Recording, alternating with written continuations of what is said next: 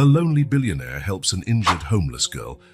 When she shows him her toy, he freezes upon recognizing it as the same one from his childhood. The clock in Holden Marshall's office read nearly 11 at night when he finally closed his laptop. The Marshall Enterprises building was almost empty, with only a few dedicated employees still working on the lower floors.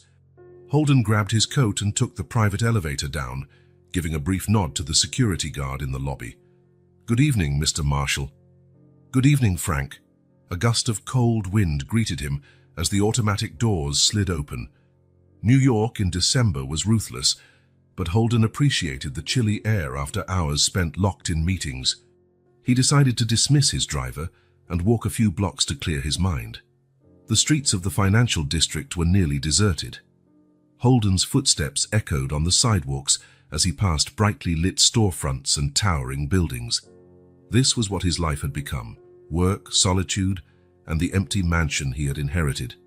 At 37, Holden Marshall was one of the most successful businessmen in the city, and also one of the most isolated. It was when he turned a corner that he saw her, a small figure huddled against the wall of an alley, visibly trembling. Holden almost walked right by. New York had taught him not to get involved. But something made him stop. The girl couldn't have been more than 12. Her dark hair was tangled, and there was a suspicious stain on her sleeve that looked like blood. "Are you all right?" Holden asked, keeping his distance. The girl looked up at him, startled. Her eyes were wide, wary. "I'm fine. Just go away," she muttered, clutching something against her chest. Holden should have walked away. That's what any sensible person would do, but the wind blew harder, and he saw the girl shiver.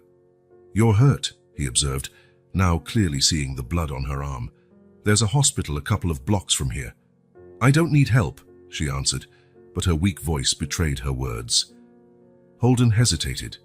Getting involved with a street kid could bring complications his meticulously organized life didn't need. But leaving her out here, in the cold, with an open wound. "Look, let's just go to the ER. Then you can decide what you want to do," he offered, keeping his voice neutral. "I'll cover the bill." The girl studied him intently before finally nodding and struggling to her feet. That's when Holden saw what she was holding so carefully, a brown teddy bear, visibly worn from time and use, with a patch on its right arm and one eye hanging by a thread. Something inside Holden froze. That teddy bear. It was identical to the one his father had given him on the last birthday they spent together, weeks before the accident that took him. "What's your name?"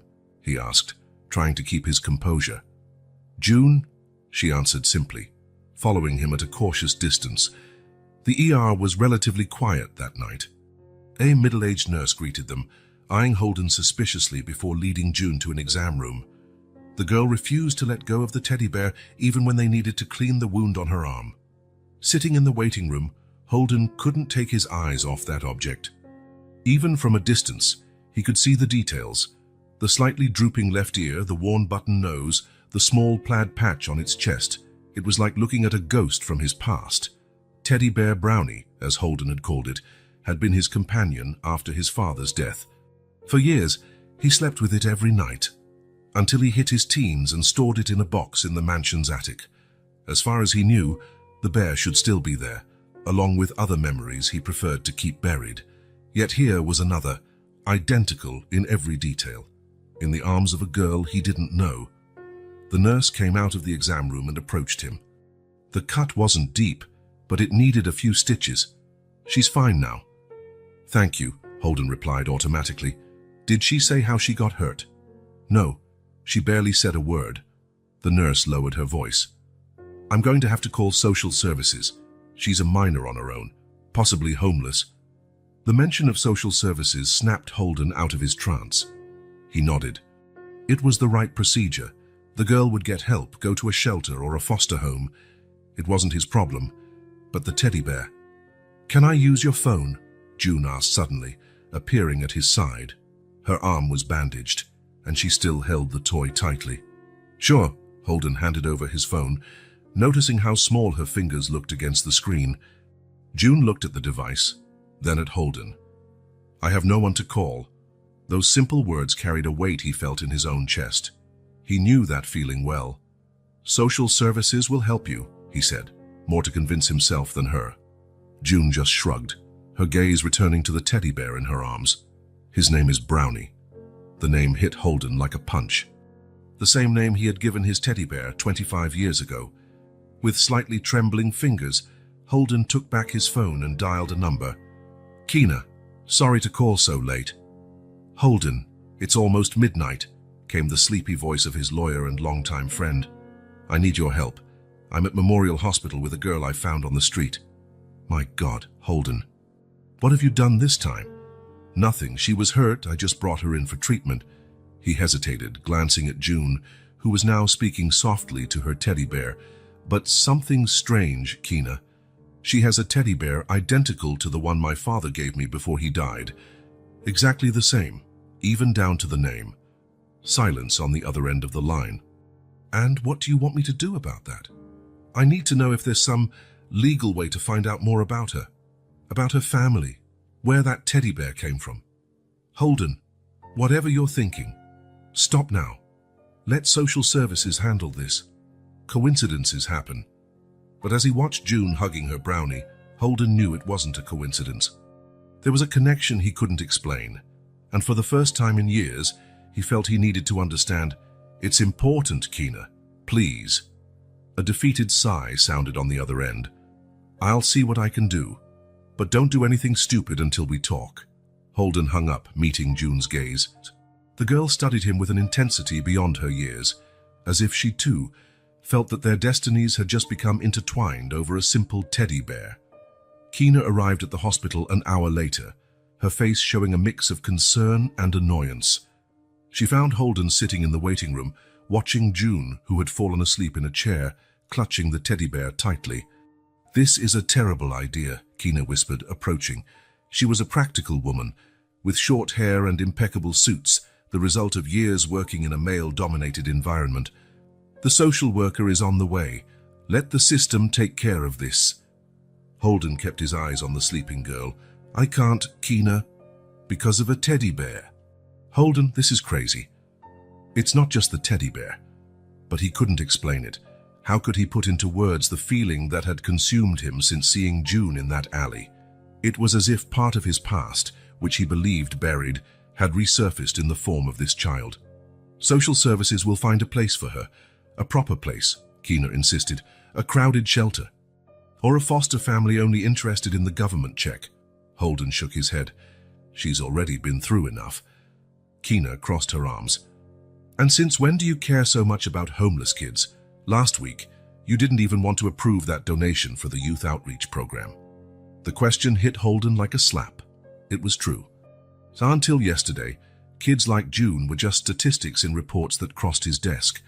Faceless figures that, at most, served to improve the public image of his company when he made some strategic donation. "I can offer her a room in my home, just until we find out more about her family." "That's kidnapping, Holden. Not if she agrees. And if we do everything legally." Keena ran a hand through her hair, exasperated. "So you want me to forge temporary guardianship papers?" "No. I want you to use your contacts to expedite a legitimate process for provisional custody. In the meantime, we can look for her family."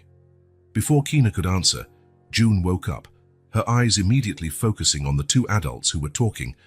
There was an instinctive distrust in her gaze, the kind that only develops after repeated disappointments. "You're deciding where you're sending me, aren't you?" she asked, her voice small but firm. Holden and Keena exchanged glances. Holden was the one who spoke. "Actually, I was thinking maybe you could stay at my house. Temporarily," he added, noticing Keena's warning look. "Until we find your family." June hugged the teddy bear to her chest. "I've been on my own for a while." "Why are you doing this?" Her direct question caught Holden off guard. June continued. "People like you don't help people like me without wanting something in return." "People like me? Rich, important." She shrugged. "I've seen your type before." Keena let out an exasperated sigh, but there was a hint of admiration in her eyes. The girl was perceptive. "Maybe I'm curious about your teddy bear," Holden finally admitted. "I had one just like it when I was a kid." June looked at Brownie, then back at Holden. That's weird. Yeah, it is. A silence settled between them, broken only when the nurse returned with discharge papers and news that the social worker would arrive in about 20 minutes. It was June who made the decision. All right.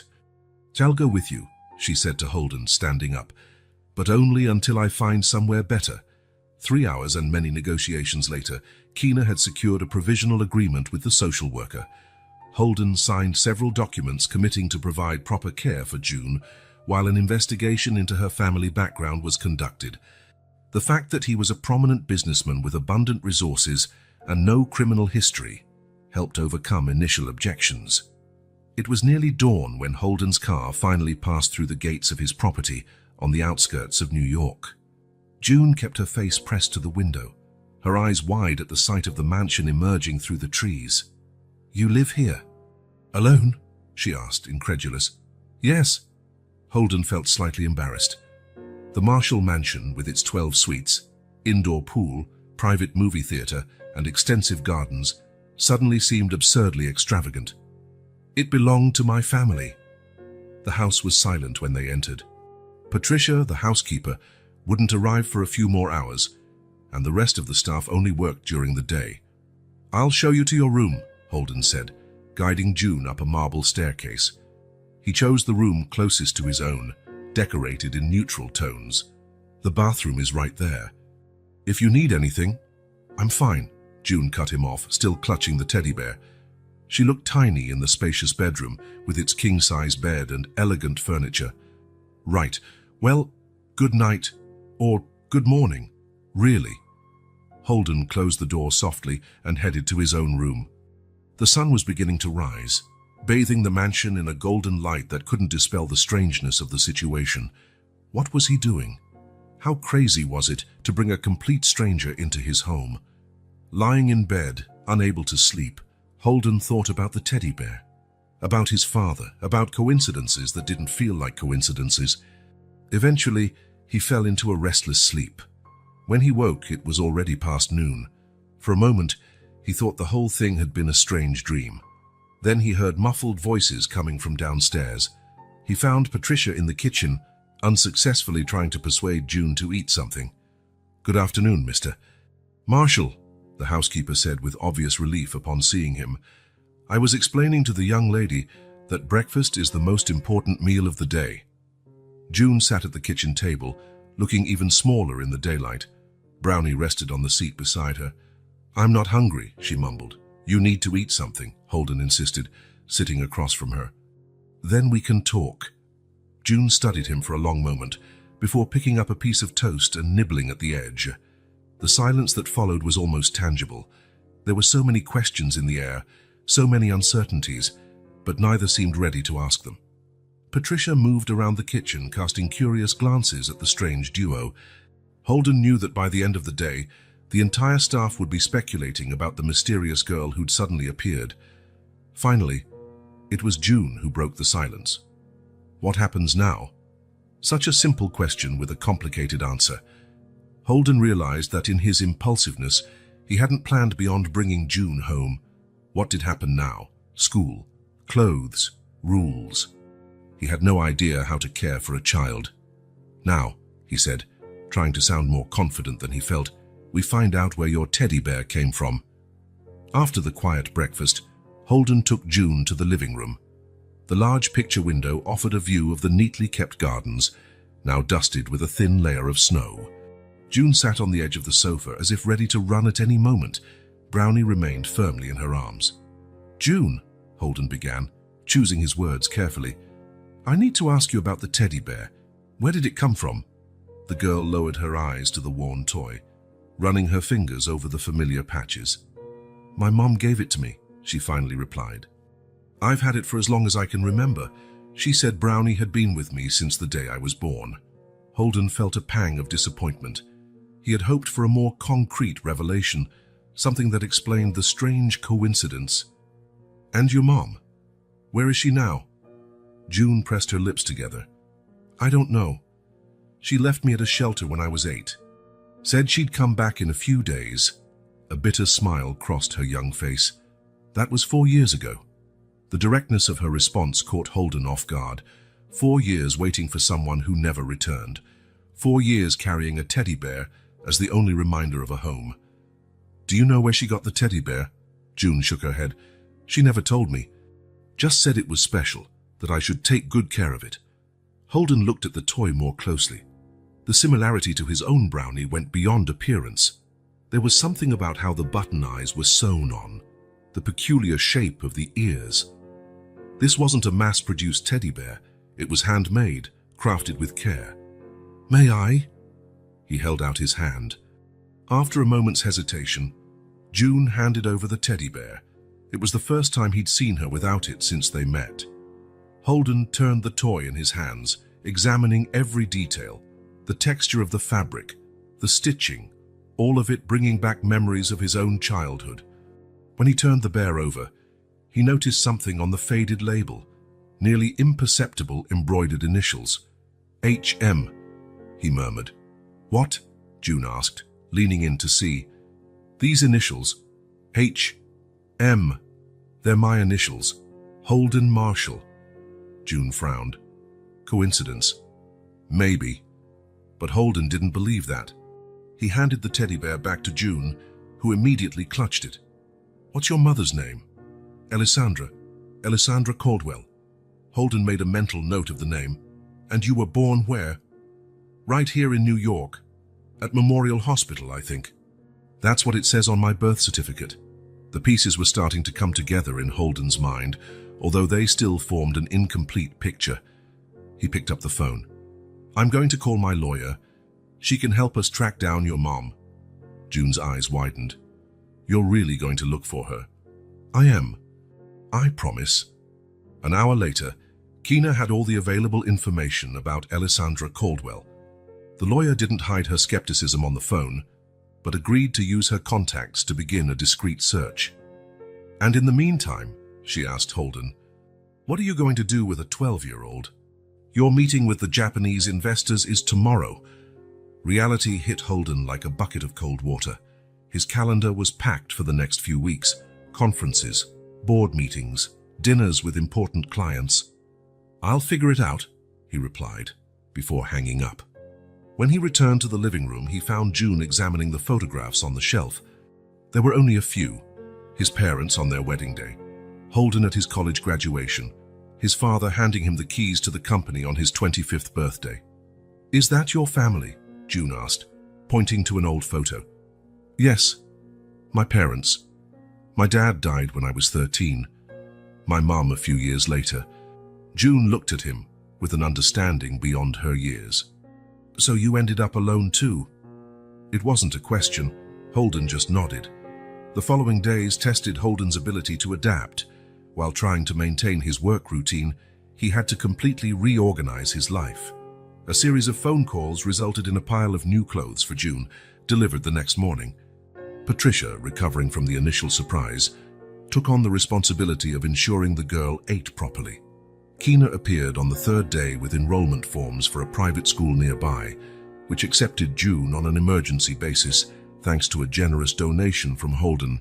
"This is temporary," Keena reminded him as they filled out the documents in Holden's office.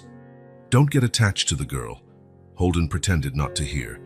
Through the window, he could see June walking in the garden, Brownie held firmly in her arms. There was something about her that awakened a protective instinct he hadn't known he possessed. A routine slowly began to form. In the morning, Holden drove June to school before heading to the office. Patricia picked her up in the afternoon, and Holden tried to be home in time for dinner, something he rarely did before. The mansion, always silent and empty, now had a new energy. Small signs of June's presence appeared everywhere: a book left on the sofa, sneakers in the hallway, a half-finished glass of milk on the coffee table. Despite the routine, June remained cautious. Holden noticed that she never let Brownie out of her sight, as though she feared it might also disappear. At night, she checked multiple times to make sure her bedroom door was unlocked, ready for a quick escape if necessary. "Why do you do that?" Holden asked one night, after watching her test the doorknob for the third time. June shrugged. "Habit. At the shelter, they sometimes locked us in at night. The simplicity of her answer masked a story Holden could only imagine. How many places had June called home in the last 4 years? How many times had she woken up in an unfamiliar environment? 1 week after her arrival, Holden went to June's room to say goodnight and found her already asleep, hugging Brownie tightly. On the bedside table was a drawing, a simplified version of Holden, June, Bean, and the teddy bear, all holding hands in front of the mansion. Underneath, in careful letters, "Temporary home." The image stirred an unexpected emotion in Holden. Temporary. That was their arrangement. But with each passing day, the idea of June leaving became harder to imagine. At the office, Holden struggled to stay focused. His assistant noticed the distraction, the frequent phone calls to check on June, the early departures. The man who once lived for work now seemed to have other priorities. "Any news on Alessandra Caldwell?" he asked Keena one rainy afternoon, while they waited for June to finish a trial piano lesson. Keena shook her head. "Nothing concrete yet. She disappeared from the system about 3 years ago. Last known address was a women's shelter in Brooklyn. Keep looking." "Holden," Keena hesitated, "do you really want to find her? What if she shows up and wants June back?" The question hit Holden unexpectedly. He hadn't considered that possibility. His search for the origin of the teddy bear had turned into something far more complex. "She has the right to know about her mother," he finally replied. That night, after dinner, June approached Holden in the office. For the first time since she arrived, Brownie wasn't with her. "Thank you," she said simply, "for all of this." Holden smiled. "You're welcome. Do you really think you'll find my mom?" The hope in June's voice was palpable. Despite being abandoned, she still wanted to believe. "We're trying," Holden replied honestly, "but in the meantime, you're safe here." June nodded and turned to leave, but paused at the door. "I know it's just temporary, but thank you anyway." Temporary. The word echoed in Holden's mind long after June had gone to bed. How could something as simple as finding a child with a familiar teddy bear have upended his life so completely in just a few days? Meanwhile, upstairs, June drifted off to sleep, hugging Brownie, her only link to a past that was slowly starting to reconnect. 2 weeks had passed since June's arrival. The Marshall mansion, once a place of silence and order, now buzzed with new energy. Every morning brought a small battle to get June to school on time. Every night, a negotiation about bedtime. Holden, accustomed to steering executives and closing multi-million-dollar deals, found himself utterly unprepared for the challenges of raising a preteen. Keena showed up on a rainy afternoon, carrying a thick folder under her arm. The look on her face said her news wasn't promising. "I started by checking the mansion's employee records," she explained, spreading documents over Holden's desk. "But it's a complete mess. It seems that before 2015 your family didn't keep formal records of the household staff. Many were paid in cash without contracts." Holden frowned. His father had always been meticulous with the company, but ran the household with surprising informality. "How many people worked here back then?" "Impossible to say for sure. I found payment receipts for around 8 fixed employees, gardeners, housekeepers, cooks, but there were also temps. People hired for events, renovations, vacation cover. The idea that Alessandra Caldwell, June's mother, might have worked at the mansion was unsettling. It could explain the origin of the teddy bear, but it opened up a whole new set of questions. "I'm going to need more time," Keena concluded. "And maybe you should talk to Patricia.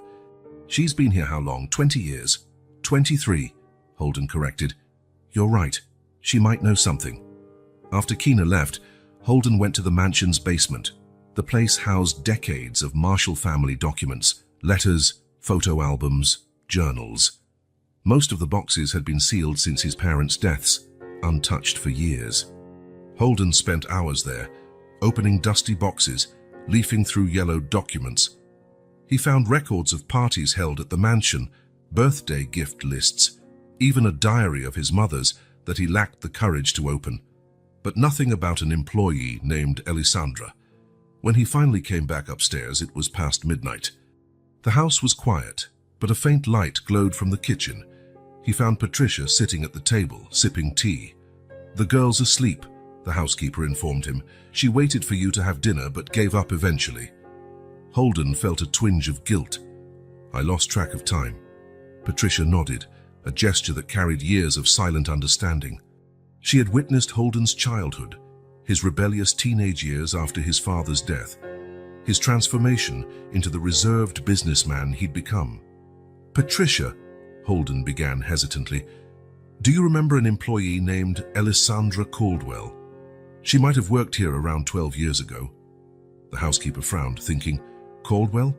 I don't recall that surname. But we had so many girls working here over the years. What about someone who was pregnant? Do you remember any employee who was expecting a child? Patricia's eyes widened at the question. This is about the girl, isn't it? About June. Holden nodded. I think her mother might have worked here. And somehow she got a teddy bear identical to the one my father gave me. Patricia remained silent for a long moment. There was a young woman, she finally said. I don't remember her name. She was hired to organize the attic, cataloging old items. Your mother hired her temporarily. I think she was pregnant, yes. Holden's heart raced. When was that? Shortly before Mrs. Marshall fell ill. Maybe early 2011. She didn't stay long. The timeline fit perfectly with June's age. Holden was about to ask more questions when a scream cut through the house's silence. He recognized June's voice immediately. He ran upstairs, heart pounding. June's bedroom door was ajar. She was sitting up in bed, tears streaming down her face, hugging Brownie so tightly her knuckles were white. June? What happened? She looked at him, eyes wide as though she still saw something terrifying. I dreamed about her. My mom. Holden sat on the edge of the bed, unsure what to do. Do you want to tell me about it? June took a deep breath, trying to steady her sobs. She was leaving again, but this time she took Brownie with her. I ran, but I couldn't catch up.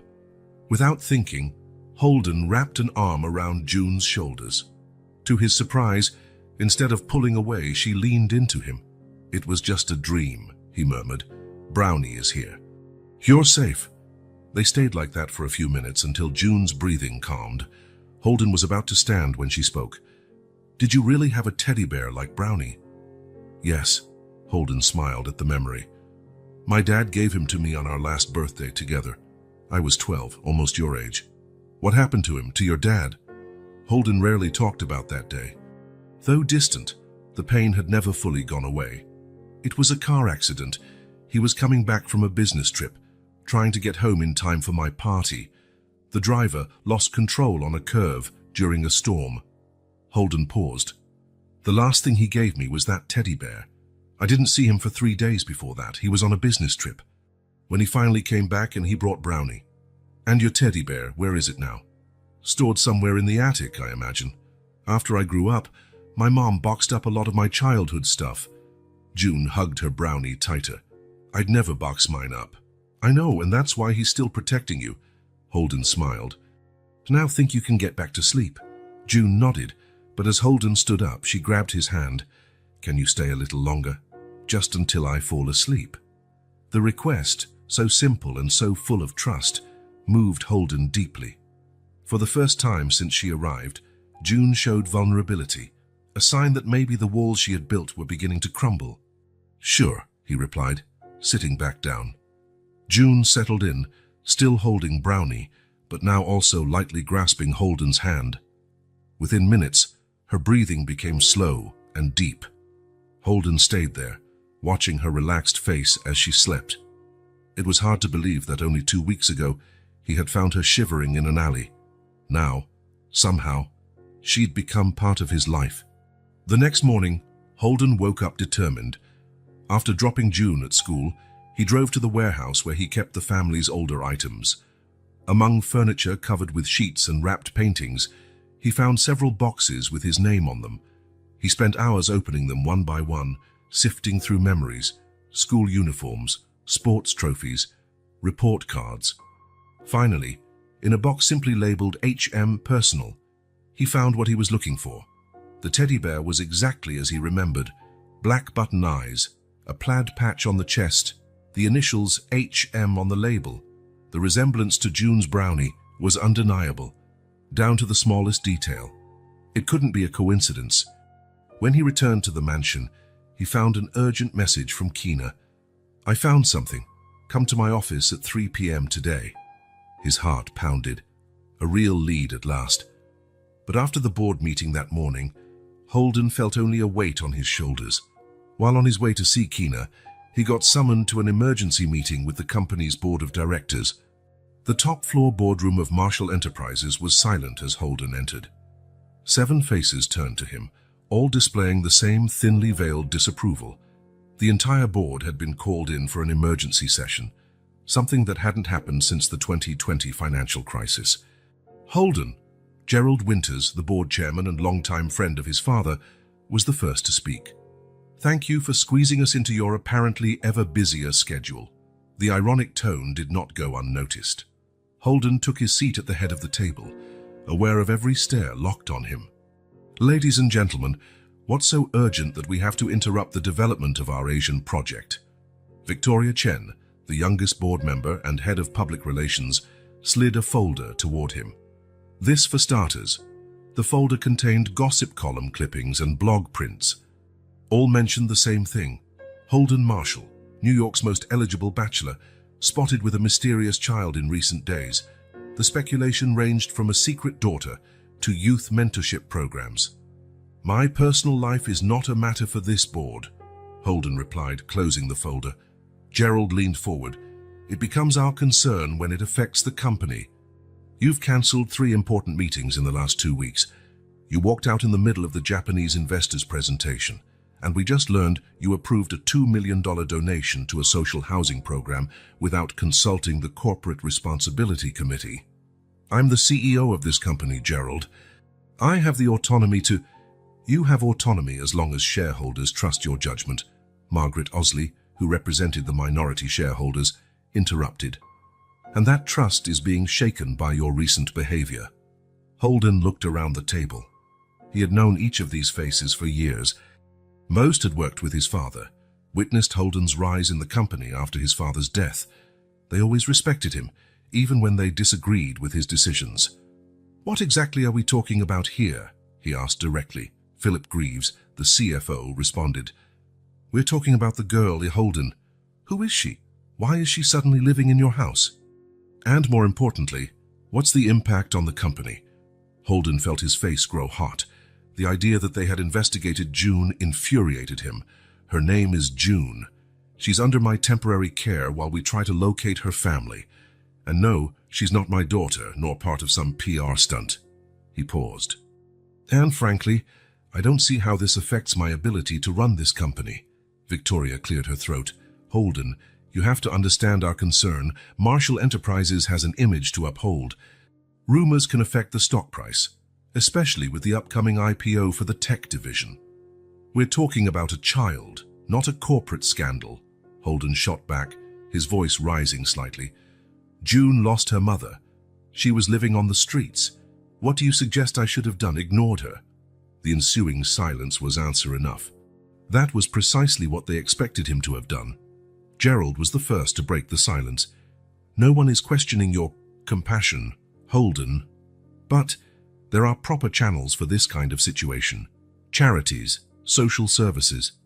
"And how much time have you spent in a youth shelter lately, Gerald?" Holden asked, his voice now dangerously calm. "Do any of you have any idea what the system is like for kids like June?" The board members exchanged uncomfortable glances. Holden knew he had hit a nerve. Most of them lived in a bubble of privilege, just as he had until recently. Margaret Osley shifted in her seat. "The point is that you need to resolve this situation quickly and discreetly." "Resolve? She's not a problem to be solved. She's a person." "No one is suggesting otherwise," Gerald intervened, trying to calm tempers. "But you have responsibilities here, Holden, to this company, to its employees, to its shareholders. Have I been neglecting those responsibilities?" 3 cancelled meetings, Philip responded. "The Singapore project is behind schedule. Next quarter's budget review is still undone." Holden took a deep breath. It was true that his routine had drastically changed since June's arrival. For the first time in years, work wasn't his only priority. "And the donation to social housing," Victoria continued. 2 million without prior consultation.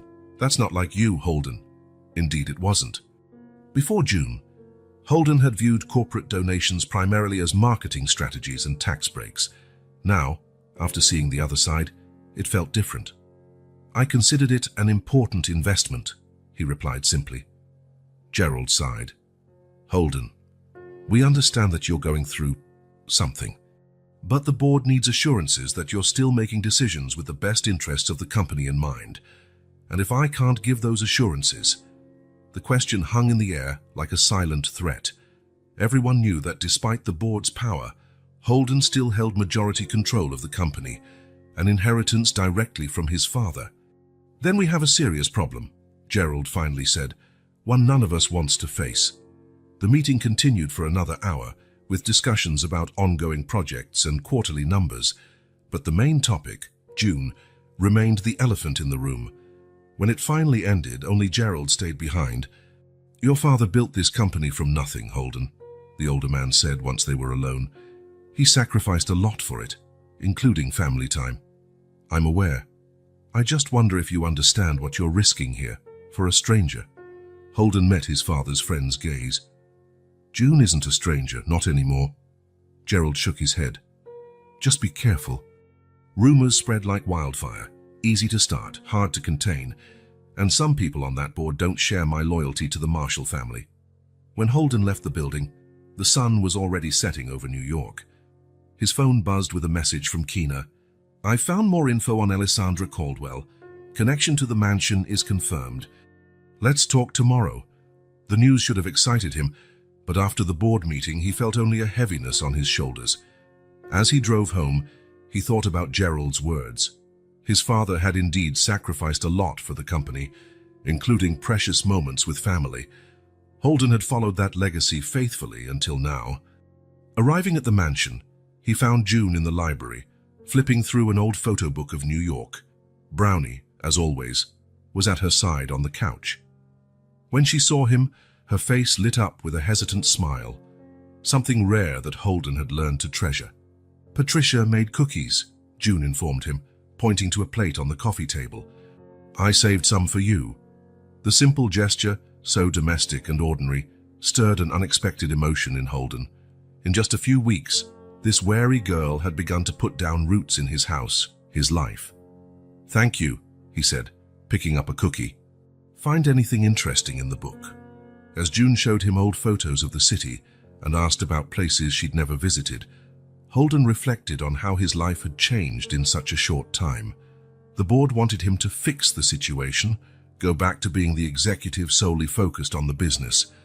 But looking at June, listening to her excitedly describe the places she wanted to see, Holden realized he had already made his decision. Regardless of what Keena might discover about Alessandra Caldwell or how much pressure the board put on him, he would not abandon June. Not the way everyone else in her life had. Holden spent the entire night in his office. The documents Keena had found confirmed that Alessandra Caldwell had indeed worked briefly at the mansion, but that was only part of the story. As he searched for more information about her in the company archives, Holden stumbled upon a folder he had never opened. Social Impact Reports. Marshall Enterprises had a real estate development division that had grown exponentially in recent years. Holden had always seen the projects in terms of numbers, land acquisitions, construction costs, projected profit margins. He'd never cared much about what happened to the former residents of revitalized areas. The first report was dated 5 years ago. Riverside Project, Population Displacement. The pages detailed how the construction of a luxury complex had forced 78 low-income families to relocate.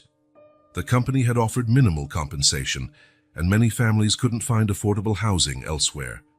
Holden picked up another file, Harbor Heights, Community Impact Analysis. More dry numbers, more lives disrupted. Then a third, Clinton Neighborhood, Transition Phase. The area where he'd found June. His stomach turned as he read the statistics. 200 families displaced, a shortage of affordable housing, a rise in homelessness in the area. The colorful graphs turned human suffering into antiseptic data, easy to ignore in quarterly results meetings. A map showed the areas most affected by Marshall Enterprises' urban development. With a trembling finger, Holden traced a line between them. Clinton, where he'd found June; Riverside, where the women's shelter Alessandra had last been seen at was located; Harbor Heights, near the hospital where June had been born. The connection was undeniable. June's and her mother's lives had been directly affected by his company's projects. People like them had been treated as obstacles to progress, problems to remove in the name of profit. "My God," Holden muttered, leaning back in his chair. For years he had signed documents, approved projects, celebrated profits without ever thinking of the real consequences, real people, real lives, like June's, like Alessandra's. Guilt hit him like a punch. Could his own company have contributed to the situation that separated June from her mother? Had Alessandra lost her home because of one of Marshall Enterprises' developments? Holden didn't sleep that night. By the time the sun rose, he had read every social impact report from the last 10 years. The pattern was clear. The company was building wealth literally on the backs of the most vulnerable. At 9 in the morning, his assistant reminded him of the meeting with the Japanese investors from the Tanaka Group. It was a crucial meeting for the Singapore project, an ultra-luxury development promising to be the year's most profitable. Holden arrived at the corporate auditorium 15 minutes early. The board was already there, as were the potential investors. Impeccable slides showcased the benefits of revitalizing the area without mentioning what would happen to current residents. "Good morning, everyone," Holden began the presentation mechanically. His mind was still on the reports he'd spent the night reading, on people like June. The presentation followed the script until the Q&A session.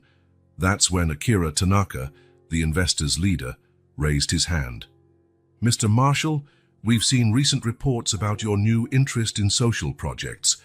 Will this affect development in Singapore?" The question dropped like a bomb. The board members fidgeted, throwing warning glances at Holden.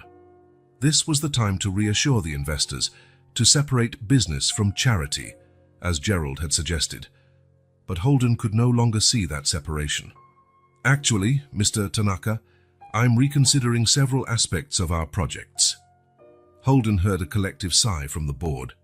"I believe we need to integrate social responsibility into our business model." Victoria Chen tried to intervene. "What Holden means is that we have some parallel corporate social responsibility initiatives, but the Singapore development will proceed as planned." "No, Victoria," Holden interrupted her. "That's not what I mean." He turned to the investors. "Gentlemen, Marshall Enterprises has been very financially successful, but recently I discovered that this success came at a human cost we never properly accounted for." The silence in the room was palpable. Gerald Winters looked on the verge of a heart attack. "Our past developments displaced hundreds of families without providing viable alternatives. We created luxury condos, but we didn't care about those who couldn't afford them." Holden paused. "That needs to change." Akira Tanaka tilted his head, intrigued. "Exactly what are you proposing, Mr. Marshall?" "A revamp of our model. For every future projectee, including Singapore, 20% of the units will be designated for affordable housing. Additionally, we will establish a fund to ensure no family is displaced without a place to go." Philip Greaves, the CFO, practically jumped out of his seat.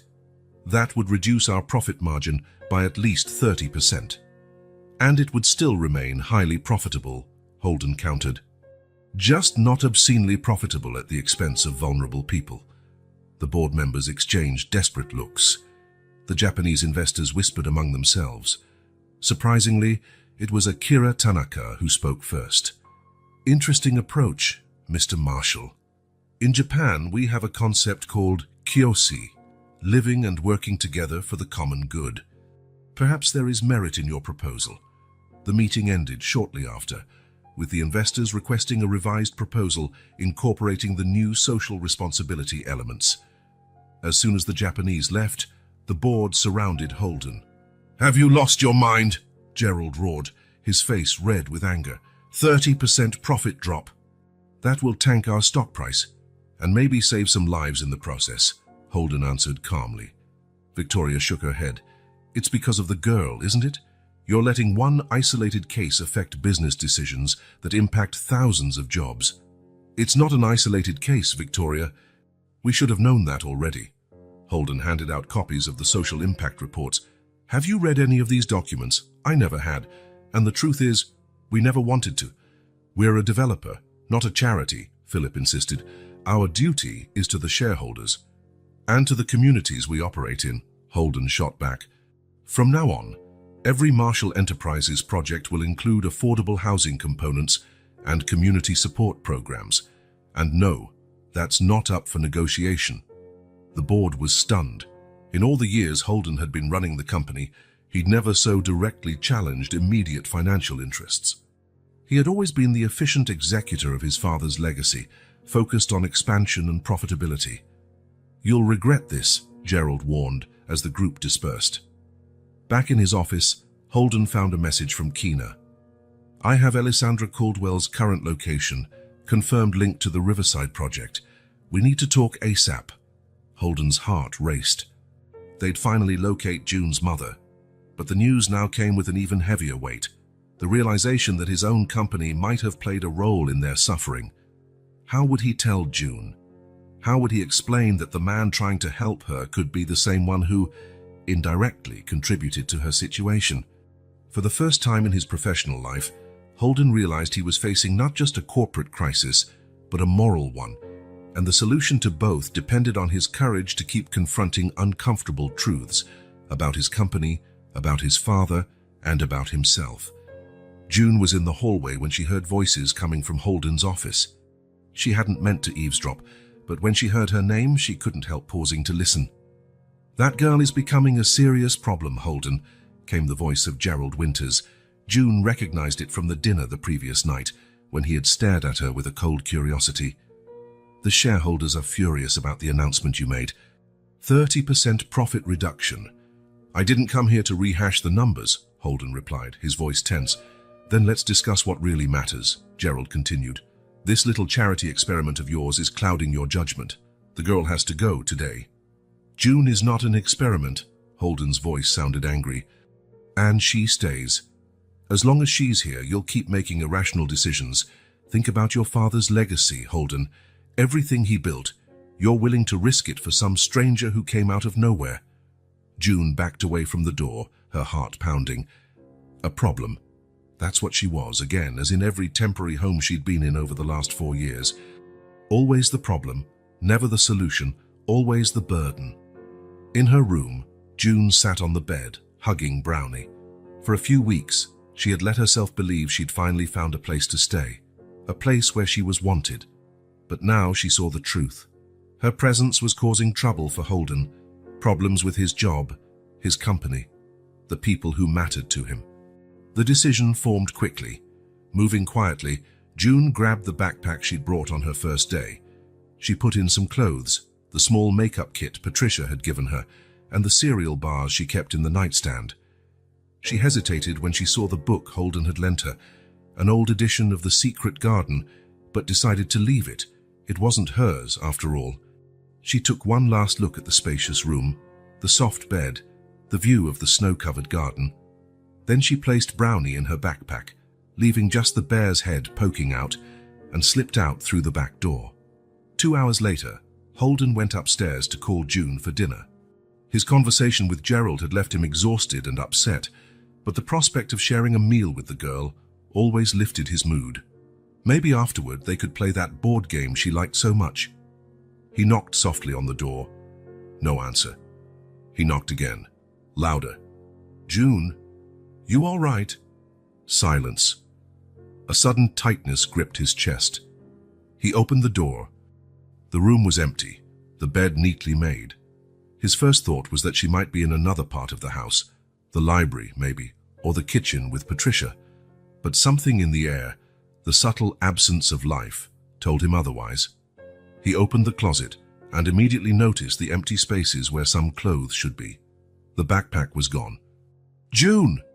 Holden ran through the house, calling her name in every room, panic escalating with each empty space he found. Patricia emerged from the kitchen, alarmed. What's wrong, Mr. Marshall? Have you seen June? She's not in her room. The worried look on the housekeeper's face said it all. "I haven't seen her since lunch."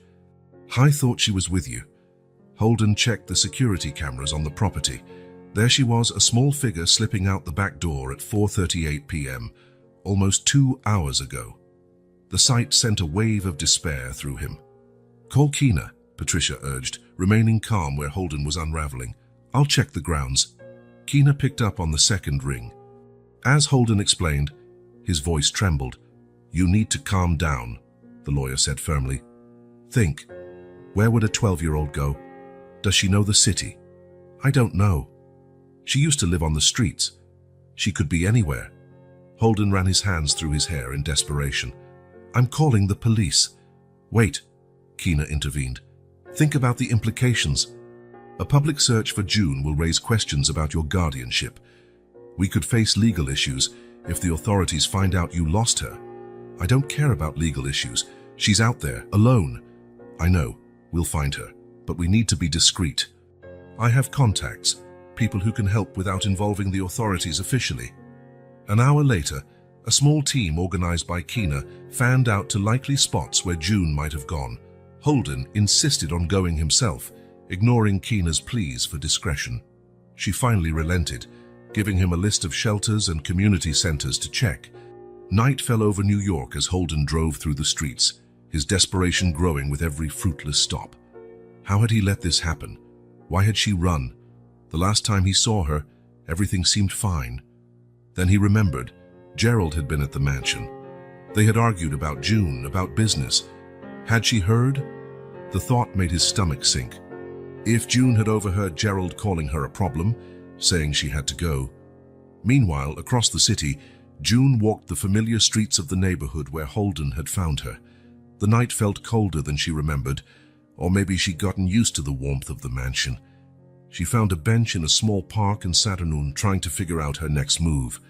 The weeks at Holden's house had changed her perspective. Beforehand, she knew every safe nook of the neighborhood, every temporary shelter, every meal distribution time. Surviving on the streets was her only reality. Now, after sleeping in her own bed, eating regular meals, feeling the security of solid walls around her, the streets seemed more hostile, more dangerous. "Just the two of us again, Brownie," she murmured to the teddy bear, tucking it into her coat pocket so it would stay warm. "Like before." But it wasn't like before. Before, she had never met Holden. She'd never known what it was like to have someone truly care about her. She had never read books in a private library, or eaten pancakes made just for her, or fallen asleep without fear. A few hours later, hunger gnawed at her. June headed to a diner she used to frequent, where she'd sometimes get leftover food. But when she arrived, she found it closed down. In its place was a stylish clothing store with mannequins behind lit windows. Yet another place lost to the urban revitalization Holden mentioned so often in his work calls. June felt a pang of bitter irony. Even the streets she knew were no longer the same. With the cold intensifying, she decided to try the community shelter a few blocks away. At least she could spend the night in a heated space, but upon arrival, she found a huge line. "We're full kafir," a woman said. "Try St. Vincent's, 10 blocks from here." Meanwhile, at Keena's office, a crucial discovery was made. The investigator hired to look into Alessandra Caldwell's past had found a hospital record that changed everything. Alessandra Caldwell, admitted on April 5th of 2011 for childbirth. Daughter, June Caldwell. Father not listed. The investigator pointed to another document. And here, record of employment at Marshall Mansion from January to March 2011 as a cleaning staff temp. Keena studied the documents, seeing the connections clearly. Alessandra had worked at the mansion while pregnant. She left shortly before giving birth. The teddy bear, Brownie, had likely been found among items she'd been organizing for donation. "We have to tell Holden right away," Keena decided, picking up the phone. But the call went to voicemail. Holden was still out searching the streets for June. June, too, now huddled under the awning of a closed store, fought off the cold and hunger. Brownie nestled against her chest, her only comfort. She thought about Holden, wondering if he'd realized she was gone yet, if he was angry, if he was looking for her, or if, secretly, He was relieved to be rid of the problem she represented. It was the early hours of the morning when Holden parked in front of the last place on his list, St. Vincent's Youth Shelter. His body ached with fatigue, but desperation kept him going. The past 8 hours had been a blur of unfamiliar faces, dark alleys, and dashed hopes. The shelter was an old red brick building with bars on the windows and a worn-out sign. Nothing like the luxury projects his company built. A line of young people waited at the entrance, hoping for the last available beds that night. Holden walked past the crowd, ignoring suspicious glances. At the reception desk, a middle-aged woman was filling out forms, her face weary. "I'm looking for a girl," Holden explained, showing a photo of June on his phone. 12 years old, dark hair. She carries a brown teddy bear. The woman barely glanced at the picture. "We can't give out information about minors. It's shelter policy. Please," Holden's voice trembled. "I'm her legal guardian. She ran away today." "Her name?" "June." "June Caldwell." The woman studied him for a long moment, taking in his disheveled appearance and the desperation in his eyes, so different from the polished businessman in the news. "Wait here," she finally said, getting up. The minutes that followed felt like hours. Holden watched the young people entering, some barely older than June, all carrying that same guarded look he recognized in her from their first meeting. The look of someone who learned far too soon that the world rarely offers second chances. The woman returned, accompanied by a tall man in a security uniform. "We need to check your ID," the man said. Policy to protect minors. Holden showed every document he had on him. After a series of phone calls to verify his story, they finally agreed to see if June was at the shelter. "She came in about 2 hours ago," the woman explained, leading him down a narrow hallway. She didn't want to give her full name. Said she was just passing through. They stopped outside a common room where several young people were sitting on worn-out couches, some watching an old TV, others simply staring into space. And there, in a corner by herself, was June. Sitting alone, Brownie clutched tightly in her arms, gazing out the window. 5 minutes, the woman warned. "If she doesn't want to go with you, we'll have to follow protocol and contact social services." Holden nodded, unable to take his eyes off June. He approached cautiously, afraid of scaring her. When he was just a few steps away, she turned her head. For a brief second, he saw something in her eyes, relief maybe, quickly replaced by a neutral, almost defensive expression. "How did you find me?" she asked, her voice small in the silent space. "I looked everywhere," Holden answered simply, sitting down beside her. "Why did you run, June?" She looked away, hugging Brownie even tighter. "I heard you and that man talking. I know I'm a problem for you, for your company." Holden closed his eyes, guilt hitting him hard. "You heard Gerald, not me. But it's true, isn't it? Ever since I moved in with you, everything got complicated. Your work, your friends, everything." Holden hesitated. June had always been direct. She wouldn't accept half-truths or evasive answers. She deserved honesty now. "Yes, some things have become more complicated," he admitted. "But you know what else happened? For the first time in years, the mansion feels like a home. Coming back actually means something other than just ending a work day." June looked at him skeptically. "You don't have to say that just to make me go back." "I'm not saying it to make you go back. I'm saying it because it's the truth." Holden took a deep breath.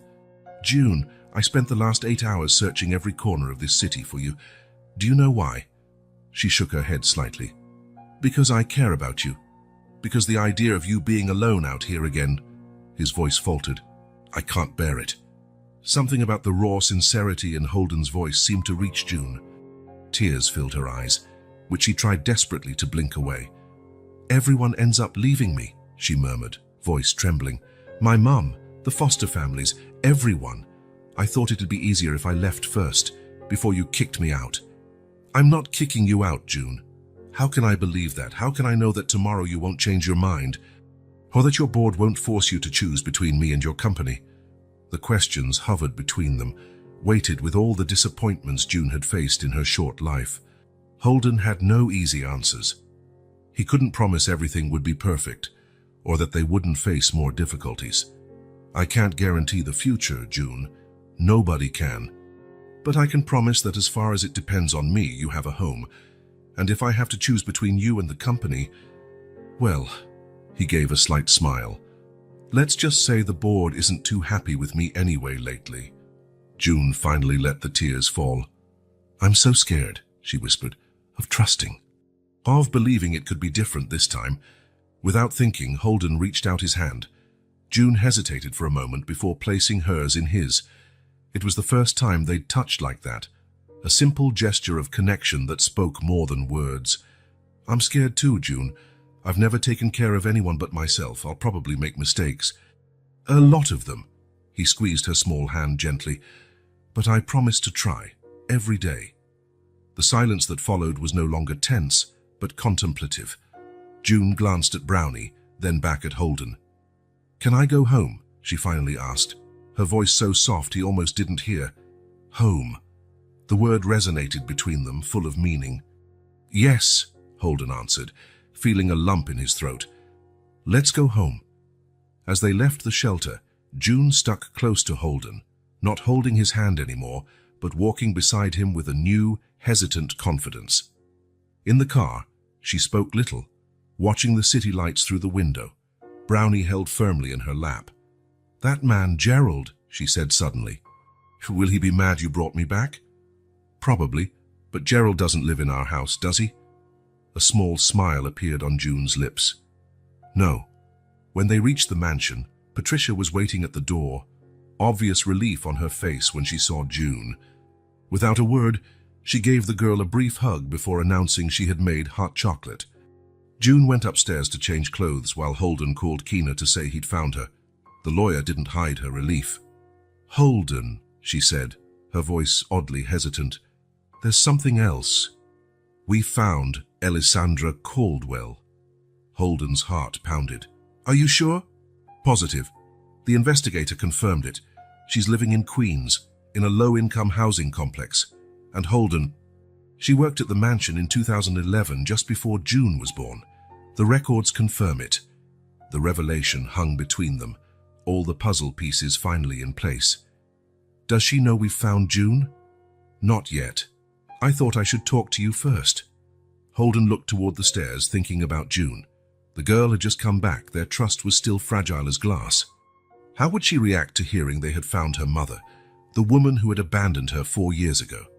Let's meet tomorrow, Holden decided. We need to figure out how to handle this in the least traumatic way possible for June. When he hung up, he found June standing at the foot of the stairs, already in pajamas, Brownie in her arms as usual. There was something different in her expression, a look of determination mixed with vulnerability. Who was on the phone? She asked. Keena. She just wanted to check if you were all right. June nodded, clearly not fully believing him. But she didn't press. Together they headed to the kitchen where Patricia had set out hot chocolate and cookies, a simple domestic scene that, just a few weeks earlier, would have seemed impossible in the Marshall mansion. Thank you for coming to get me, June said softly after they finished the hot chocolate. Always, Holden replied. And he realized, with some surprise, that he really meant it. Holden spent another sleepless night, wrestling with how to tell June they had found her mother. Fear of her reaction gnawed at him. What if June wanted to leave immediately? What if, after learning her mother hadn't abandoned her on purpose, June decided she no longer needed him? These selfish thoughts made him feel guilty. He shouldn't be worried about himself, but about what was best for June, even if that meant losing her. Early the next morning, Keena arrived, carrying a folder with all the information on Alessandra Caldwell. She's living in a women's shelter in the Bronx, Keena said over breakfast. June was still asleep, exhausted from the previous day's events. The conditions are pretty dire. She works as a cleaner during the day, but her wages barely cover the basics. She's been at the shelter for about 8 months. How did she react when you told her about June? I wanted to talk to you first, figure out the approach. Keena hesitated. Holden, you need to understand something. Legally, Alessandra has rights over June, even living in a shelter, if she proves she's seeking stability and that the separation wasn't intentional neglect. I know, Holden cut in. his voice betraying his mixed emotions.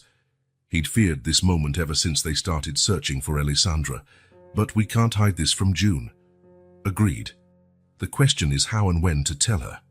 The decision was taken out of their hands when June's voice sounded from the doorway. Tell me what? Holden and Keena turned, startled. June stood in the doorway in her pajamas, Brownie clutched in her arms. Her eyes flicked between them, ever perceptive. It's about my mother, isn't it? She said, walking over to the table. You found her. It wasn't a question. Holden nodded slowly. Yes, we did. June sat down, her fingers nervously gripping the teddy bear. Where is she? Does she want to see me? She doesn't know we've found you, Keena explained gently. We wanted to talk to you first. A tense silence settled over the kitchen. June seemed to process the information, her face revealing a turmoil of emotions. She left me, June finally said, her voice small. There might be more to the story, Holden suggested softly. We don't know what really happened. June stared at Brownie for a long moment. I want to see her, she decided, looking up. There was determination in her eyes, but also fear. But you'll go with me, right? She asked Holden. Of course, he answered immediately. If that's what you want. I can set up a meeting for tomorrow, Keena offered. There's a quiet cafe halfway between here and the Bronx. It'll be a neutral place. The arrangements were made in a matter of hours. Keena personally visited the shelter to inform Alessandra about June, preferring to do it face-to-face rather than over the phone. When she returned to the mansion that afternoon, her expression was serious. She broke down when I showed her June's photo, Keena reported. Said she never stopped looking for her, even without resources or help. It was moving to see her reaction. She agreed to meet at Riverside Cafe tomorrow at 10 a.m. The rest of the day passed in nervous tension. June swung between moments of excitement and stretches of introspective silence. After dinner, as Holden worked on some documents in his office, she appeared at the door. What if she doesn't like me? She asked abruptly. Holden set the papers aside. June, she's your mum. Of course she's going to like you. But I'm different now. I've grown. What if I'm not what she expects? Her eyes revealed a vulnerability she rarely showed. What if she doesn't want me back? June, come here. Holden gestured for her to join him on the couch. Once she sat, he continued, I don't know what's going to happen tomorrow. I can't promise it'll be easy or that all your questions will be answered, but I promise I'll be there with you, no matter what. June nodded, taking in his words. Thanks, she said simply, before leaving the office quietly. Holden stayed up late, thinking about the possible revelations the next day might bring. The fact that Alessandra had worked at the mansion was more than a coincidence. It was a direct link between his past and June's. What else would they discover? The next morning, the drive to the cafe was silent. June wore a simple dress Patricia had helped her choose, and Brownie, as always, was with her. Holden noticed how she nervously adjusted her hair every few minutes. Riverside Cafe was modest, with wooden tables and large windows offering a view of the river. Keena was already there, seated at a quieter table in the back. She's already here, Keena said quietly as they approached. Arrived 20 minutes early. Holden followed Keena's gaze to a woman sitting alone by the window. Alessandra Caldwell looked much older than her 30-something years. Though her face bore deep lines of worry and fatigue, it clearly shared features with June, the same expressive eyes, the same face shape. Her clothes were simple, visibly worn but clean, and her hands twisted nervously on the table. June stopped when she saw her, gripping Holden's hand tightly. It's her, she whispered, a mixture of recognition and shock in her voice. When Alessandra looked up and saw June, her face transformed. Tears sprang immediately to her eyes, and she stood, unsteady. June, she said, her voice nearly inaudible. For a moment, no one moved. Then June let go of Holden's hand and walked slowly toward her mother. When they were only a couple of steps apart, Alessandra opened her arms. June hesitated just for a second before throwing herself into the embrace. Alessandra's arms wrapped around her tightly, as if she feared June might disappear again. Both were crying, words jumbled together with sobs. Holden watched the scene with a lump in his throat, feeling at once like an intruder and a participant in something profoundly significant. After a few minutes, they finally parted, though Alessandra kept June's hand firmly in hers. She looked at Holden, tears still in her grateful eyes. "You took care of her," she said, not as a question, but as a statement. "She took care of me, too," Holden replied, making June smile through her tears. The four of them sat at the table. For a moment, no one knew what to say, the gravity of the moment hanging in the air. It was June who broke the silence, lifting Brownie. "Do you remember him?" she asked her mother. Alessandra smiled, gently touching the teddy bear. "Of course I do. You've been inseparable since you were a baby." She looked at Holden. "I never imagined he would lead us here." "How did you get it?" Holden asked, finally voicing the question that had plagued him for weeks. Alessandra took a deep breath, preparing to tell her story. "I worked in your house for a few months, 12 years ago. I was 5 months pregnant when I got the temporary job. Your mother, Mrs. Marshall, hired me to organize old items in the attic, decide what could be donated or thrown away." Holden nodded. He vaguely remembered that time, when his mother decided to reorganize the mansion after his father's death. "One day, I found a box of your childhood belongings, clothes, books, toys. Among them was the teddy bear." Alessandra's smile was tinged with sadness. "Your mother said it was your favorite when you were young, but you'd outgrown it. It was in the pile of items to be donated." June looked at Brownie, then at Holden, finally comprehending. "Mrs. Marshall noticed me admiring the teddy bear," Alessandra went on. "She asked about my pregnancy, if I'd bought anything for the baby yet. When I admitted I could barely afford rent, she told me I could keep it." Her eyes filled with tears again. "It was the first gift June ever received." "Then what happened?" Kina asked gently. Alessandra's face twisted in pain. "As the pregnancy progressed, it got harder to do the job. The hours were long, and the tasks were physically demanding. One afternoon, I nearly fainted in the attic. The butler, I don't remember his name, said I wasn't fit to work anymore. I was fired a week later." Holden felt a heaviness in his stomach. This had happened under his roof, and he, immersed in his own life, had had no idea. "Without a job, I couldn't pay the rent. We moved several times in the following years, each apartment smaller and worse than the last." Alessandra looked at June with sorrow. I swear I tried to give you a better life. I worked 2, sometimes 3 jobs, but it was never enough." June squeezed her mother's hand, silently encouraging her. "When the housing crisis hit our neighborhood, we were evicted. Ironically, it was a Marshall Enterprises project that demolished our building," Alessandra said, glancing at Holden without accusation, merely stating a fact. "We ended up in shelters for a while, then on the streets. That's when—" Her voice broke. "When you left me at the shelter," June finished for her. Alessandra nodded, tears streaming freely. "I got a job interview in Jersey. It was my only shot at stable work with benefits. The shelter wouldn't let children stay unsupervised, so I arranged with a social worker. You'd stay there for 3 days, until I got back." "But you didn't come back," June muttered, her old hurt evident. "I did come back," Alessandra corrected, her eyes pleading for understanding. "I came on the 4th day with a job offer in hand, but you'd run away the night before. I searched everywhere for you, June, every shelter, every street we knew. For 4 years, I never stopped looking." She paused, wiping her tears. "The job didn't work out. The supervisor wanted more than work. When I refused, I was fired. After that, everything fell apart for good. I lost our last apartment. I lost you. I ended up on the streets, then in shelters. I've been at the Santa Maria Center for 8 months now, trying to save enough money for a place, but—" She gestured at her threadbare clothes, the exhaustion etched in her face. "It's hard to start over when you've got nothing." The silence that followed was thick with pain and regret. June stared at Brownie, processing everything she'd heard. Holden watched mother and daughter, realizing how their lives had been shaped by decisions made on his behalf, under his roof by his company.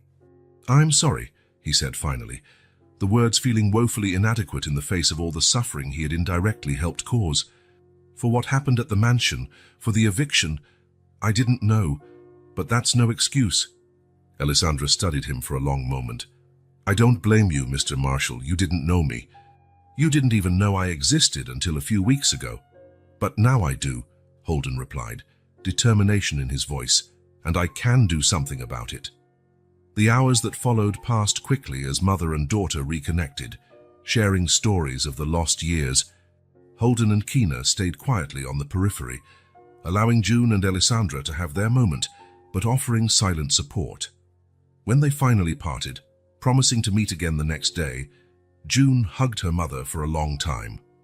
"You'll really come back?" she asked, old insecurities creeping in. "Always," Alessandra promised. "I'm never leaving you again, June."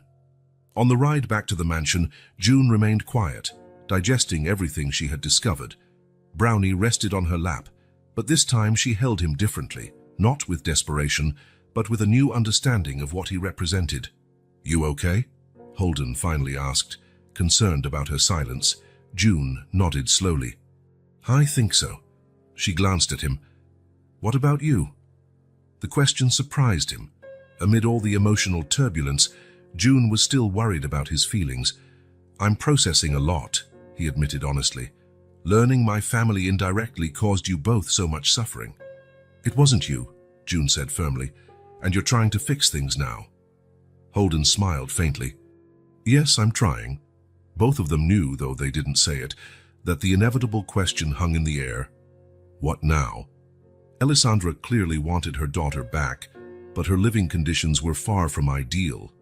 June had rediscovered the mother she thought had abandoned her. And Holden, was he prepared to let June go if that was best for her? The mansion, which had become a home in recent weeks, suddenly felt transient, as if they were all just waiting for the real conclusion to this story that began with a teddy bear named Brownie. The morning after meeting Alessandra, Holden woke with a clarity he hadn't felt in years. Overnight, an idea had taken shape in his mind, not just a temporary solution, but a true path forward for everyone involved. Sitting in his office, he drafted the contours of his idea when Kina arrived for their scheduled meeting. "You look determined," she noted, taking a seat across from him. "I am," Holden responded, sliding a preliminary document toward her. "I want to start a foundation, the Marshall Foundation for Housing and Social Reintegration." Kina picked up the document, eyebrows raised. "This goes beyond just helping Alessandra and June." "Exactly. I've been thinking about this ever since I learned how our real estate projects hurt so many lives. Helping just one family when hundreds were affected isn't enough. The plan was ambitious. The foundation would offer temporary housing to families displaced by urban development projects, along with job training and reintegration assistance. Holden would commit an initial $25 million of his personal assets, and Marshall Enterprises would allocate 5% of its annual profits to sustain the operation. "The board is going to have a meltdown," Kina remarked, flipping through the document. "First you announce a reduction in our profit margins. Now you want to commit 5% of earnings." "Let me handle the board," Holden said with a slight smile. "This is what I want to discuss with you. I need someone to run this foundation, someone who truly understands what these families are going through." Kina studied him, immediately guessing. "Alessandra." "Yes. I want to offer her the role of community programs coordinator and a decent apartment where she and June can live. What if June wants to stay with you? Have you considered that possibility?" The question cut straight to Holden's heart. Yes, he'd considered it, more than he cared to admit. The thought of June leaving the mansion caused a surprising pang. "That will be up to her," he finally answered. "And Alessandra. They need to rebuild their relationship, and I don't want to interfere with that." Kina looked at her friend for a moment. "You really have changed, Holden." "I hope so," he replied softly, "for the better." Within days, Kina had all the paperwork ready to establish the foundation. Alessandra was invited to a meeting at the mansion without knowing precisely what to expect. June greeted her at the door, more excited than Holden had seen her in weeks. The two seemed to have found their own rhythm already, still cautious, but with moments of genuine connection that warmed and pained Holden at the same time. In the office, Holden laid out his proposal for Alessandra, whose eyes grew wider with every detail about the foundation and her prospective role. I don't understand, she said after he finished. Why me? I don't have any qualifications to manage something like this. I don't even have a college degree. You have something far more valuable, Holden said. Lived experience. You know these families' struggles because you've been there. You know what works and what doesn't in support systems because you depended on them. No degree can teach that. Alessandra looked at June, who listened intently to the conversation. And where would we stay? Me and June. There's an apartment in the building where the foundation will operate, 3 bedrooms, fully furnished. It'd be part of your compensation, along with a salary and benefits. We could be together again. Alessandra's voice trembled slightly as she looked at her daughter. That's the idea, Kina confirmed. We're preparing the paperwork to regularize June's situation. Legally, you never lost custody. You were just separated by circumstances. A heavy silence fell over the room. They all knew what that meant. June would leave the mansion, would leave Holden. Or, Holden added, struggling to keep his voice steady, we can consider other arrangements if June prefers to stay here for now. The important thing is that you two can rebuild your relationship at a pace that works for both of you. June looked at him, then at her mother, conflict clear on her face. Can I think about it? Of course, they both answered at the same time. Meanwhile, at Marshall Enterprises' main office, news of the foundation had already leaked to the board. Gerald Winters called an emergency meeting where Holden formally presented the project. This is madness, Holden, Gerald argued, slamming the table. First you slash our profit margins, now you want to divert 5% of our revenues to charity. The shareholders will crucify us. It's not charity, it's social investment, Holden replied calmly, and I suggest we look at the numbers before declaring doomsday. Victoria Chen, who had been silent so far, spoke up. I've actually looked at some preliminary projections. If we manage it properly, the positive PR could significantly boost our brand value. Exactly, Holden agreed. Besides, we're rectifying damage our own company caused. It's not only morally right, it's strategically smart. To Holden's surprise, Margaret Osley, typically the most conservative member, cleared her throat. I have to admit, since we announced our new social commitments, I've received several inquiries from ESG-focused investors. Seems there's a growing market for companies with genuine social responsibility. Gerald looked around, realizing he was losing support. Who's going to run this foundation? I already have someone in mind, Holden answered. Someone with direct experience of the issues we're addressing. The meeting concluded without a final resolution, but Holden knew he'd gained ground. Back at home, he found June sitting on the front steps with Brownie at her side. Thinking, he asked, sitting next to her. June nodded. I want to be with my mom, she said plainly. I missed her every single day of these past years.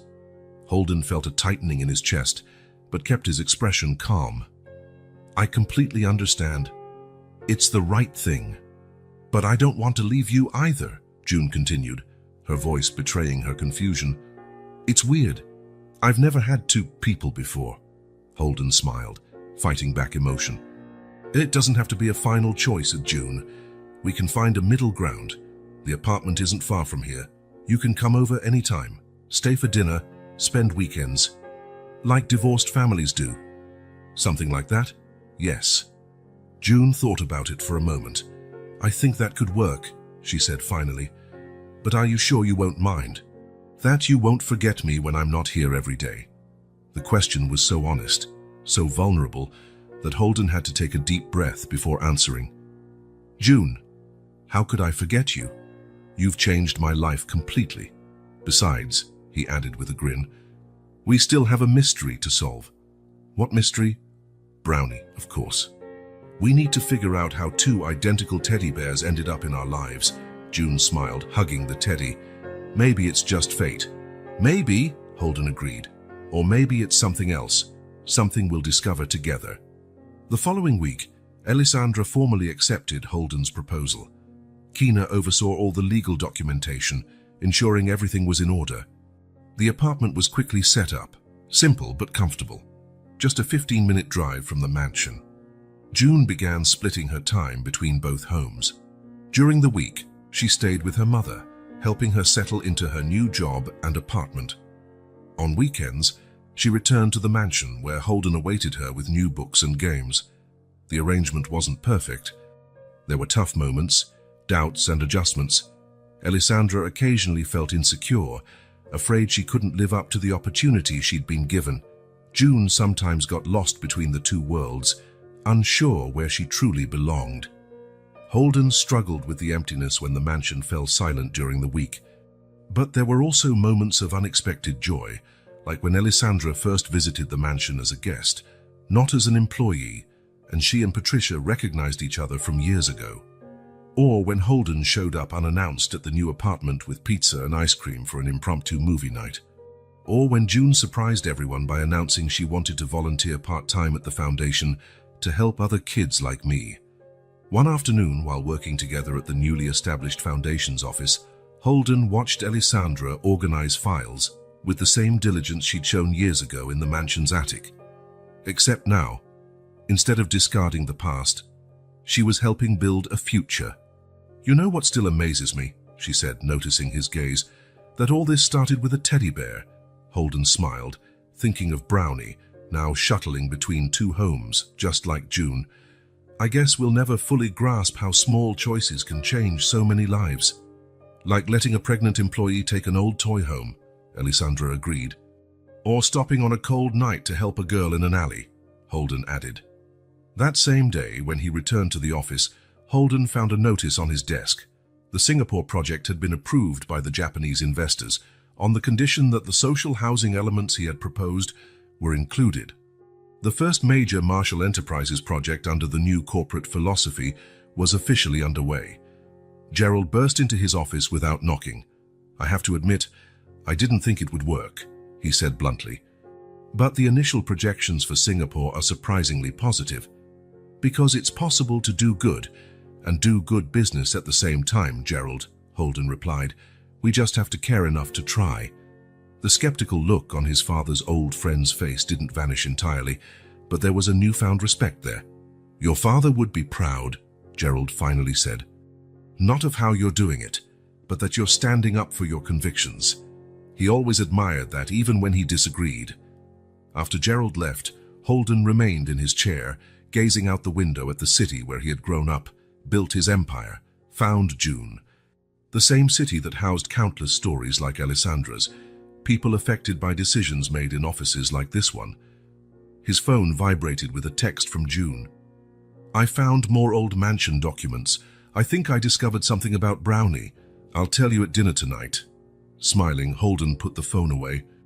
New chapters of this story were still being written, and for the first time in a long time, he was genuinely eager to see what came next. A spring sun bathed the gardens of the Marshall mansion, where white tables were arranged in semicircles under blossoming trees. Children ran across the lawn, their laughter echoing through a space that for so many years had known only silence. Adults chatted in small groups, cups of lemonade in hand, their faces marked by difficult histories but lit by renewed hope. From the veranda, Holden watched the scene with a sense of fulfillment no multi-million-dollar deal had ever given him. 6 months had passed since the launch of the Marshall Foundation for Housing and Social Reintegration. 6 months of intense work, unexpected challenges, and rewards that couldn't be measured in dollars. "Impressive, isn't it?" Keena joined him on the veranda, a tablet in hand. 42 families assisted so far. 17 already in permanent housing. 25 in temporary accommodation while they get on their feet. And it's not just housing, jobs, education, healthcare. Holden nodded, his eyes automatically seeking June among the children. He spotted her near the fountain, animatedly explaining something to 2 younger girls. Brownie, as always, was with her, now in a small backpack on her shoulders. "Credit goes to Alessandra," he replied. "She understands these families' needs better than anyone." It was true. Alessandra had proved to be an exceptional manager, turning her life experience into valuable insights for helping vulnerable people. What began as a symbolic position quickly became a central role in the foundation. Speaking of her, Keena pointed to the garden entrance where Alessandra was arriving with more lemonade. Her face, once marked by extreme exhaustion, now looked healthy. Though it still bore traces of past hardships, it also reflected the confidence of someone who had finally found her place in the world. The garden party celebrated 6 months of the foundation's operations, but it also marked another important milestone, 6 months since June and Alessandra had been reunited. Half a year of healing, adjustments, and rediscovery. "How are things with the three of you?" asked Kina, always direct. Holden smiled. The arrangement they'd found was unconventional but worked surprisingly well.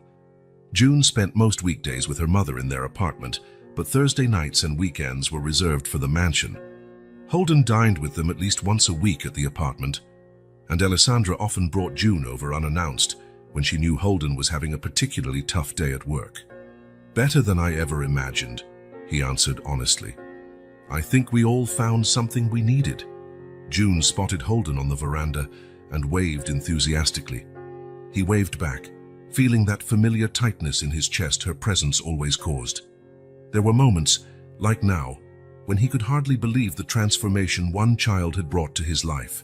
The Marshall mansion, once a symbol of isolation and coldness, had become a place alive with people.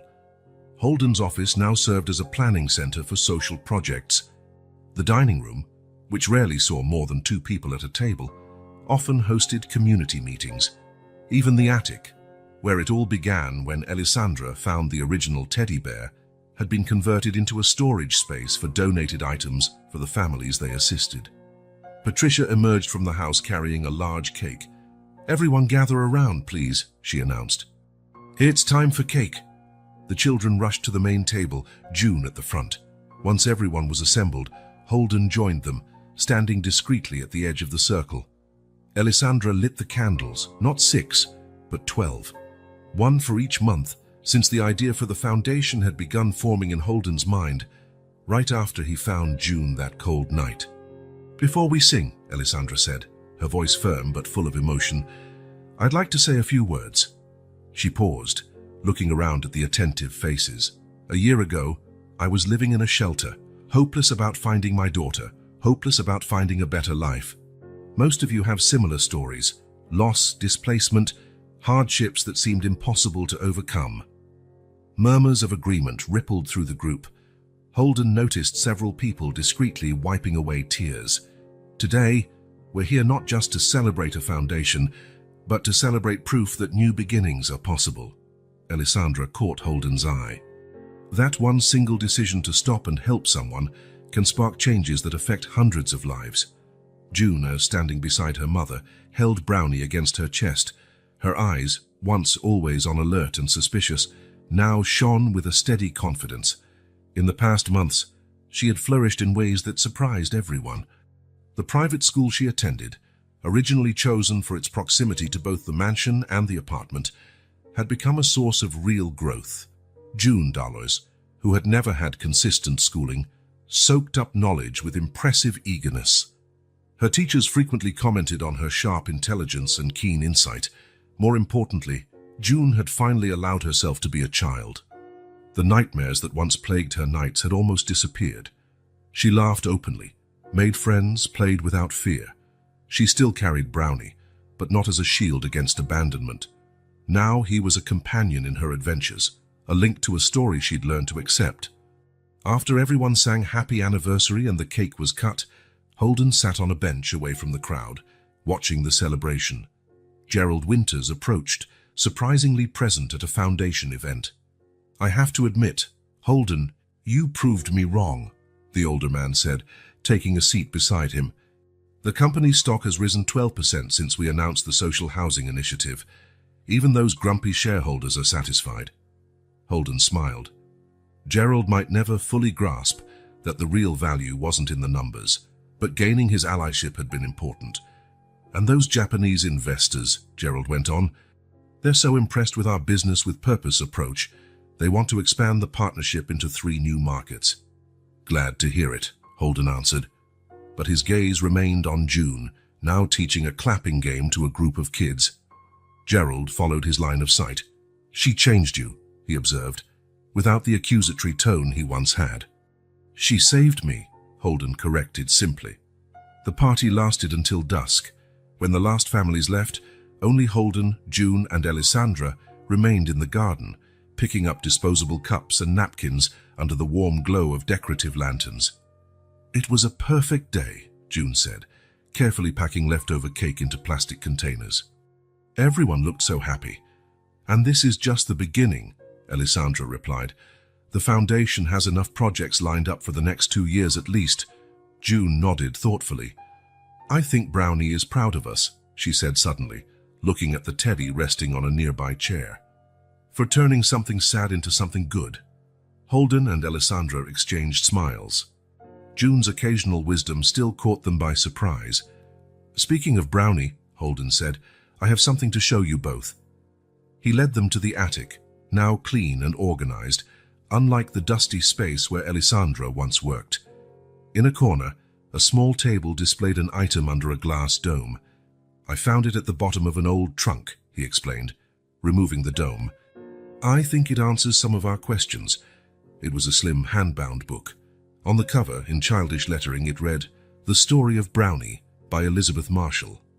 "Elizabeth?" June asked. "Who's that?"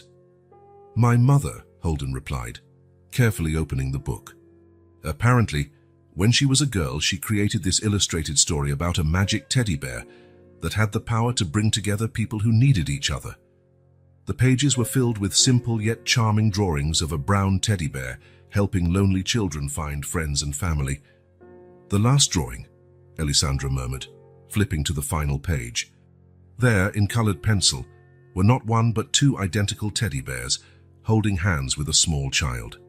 "The twin guardians," Holden read the caption his mother had written decades ago. "Created so no one would ever be alone."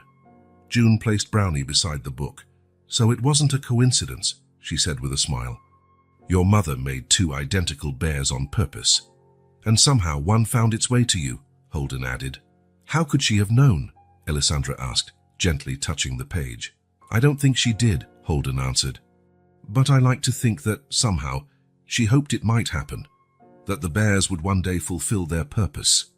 The 3 stood in silence, contemplating the book and all it represented, the coincidences that weren't coincidences, the intersecting paths, the lives transformed. Later that night, when June was asleep in the bedroom she now considered hers at the mansion, Holden and Alessandra sat on the veranda, gazing at the starry sky. "Have you ever wondered what would have happened if you hadn't stopped that night?" Alessandra asked. "If you'd just walked by like so many others did?" Holden considered. "I'd still be the same man, living in the same empty mansion, running the same company without understanding the impact of my decisions." He paused. "And you?" "I would have kept searching for her," Alessandra said firmly. "Every day, in every shelter, in every corner. I would never give up." "Like a circular story," Holden mused. "June looking for you, you looking for June, both lost because of decisions that somehow involved me, and both found for the same reason," Alessandra concluded. Upstairs, June slept cuddling Brownie.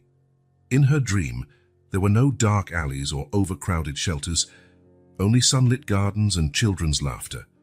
A summer dream, no longer haunted by the winter cold or the fear of being left behind. The mansion, once a lonely monument to material success, now hummed with the life June had brought in her worn teddy bear.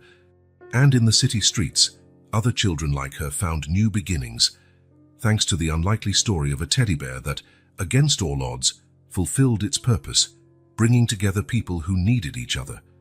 Transformations rarely happen as we expect. Sometimes they begin on cold nights with impulsive decisions and end on warm spring afternoons, when we finally understand that family is less about where we're born and more about who we choose to love.